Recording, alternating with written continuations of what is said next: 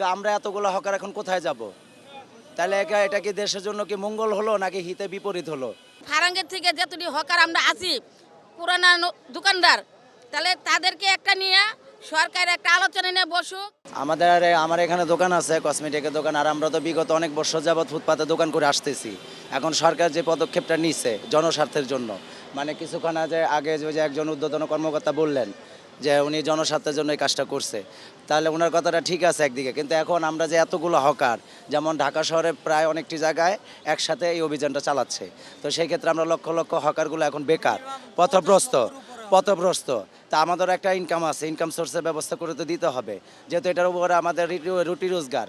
অনেকে কিস্তি চালায়, অনেকে ঋণ আছে, এটার উপরে দিয়ে মনে করেন সন্তানের পড়াশোনা, অনেকের সন্তানেরা ভার্সিটিতেও পড়তেছে। বিশেষ করে এই যে দেখেন আপনি তেজগাঁও কলেজের সামনে যে আপনার সাক্ষাৎকারটা নিতেছেন, এই কলেজেরও অনেক স্টুডেন্ট আছে যে অনেক হকারের সন্তান।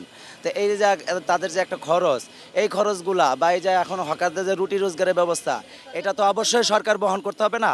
বা এটার একটা বিশেষ পদক্ষেপ নিয়ে না তারা এই অভিযানটা করবে। এখন তারা হুট করে হঠাৎ করে একটা অভিযান দিল, তো আমরা এতগুলো হকার এখন কোথায় যাব? তাহলে এটা কি দেশের জন্য কি মঙ্গল হলো নাকি হিতে বিপরীত হলো?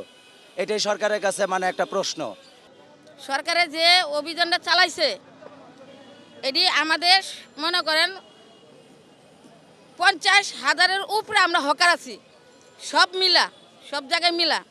তো এইখানের ভিতরে সব হকার মিলে যদি আমরা 50,000 হকার থাকি, আমাদের যদি উৎসব করতে হয়, আমরা দীর্ঘ পুরানা হকার। আমি একটা মহিলা ইন্দ্রপুর থেকে সব হকার আমার ভাড়ানবের বাইরে রাখবো না, ইন্দ্রপুরের বাইরের মধ্যে সবটির মধ্যে আমি একটা মহিলা, তাহলে এদের জন্য আমিও একটা আইসি হকারের দাবি নিয়ে।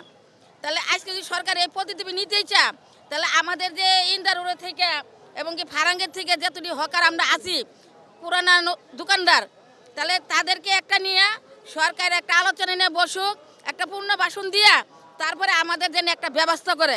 কিন্তু আমরাও কিন্তু সরকারেরও ভালোবাসি, সরকারে কিভাবে ভালো থাকবে, কিভাবে দেশটা সুন্দর করবে এটাও আমরা চাই।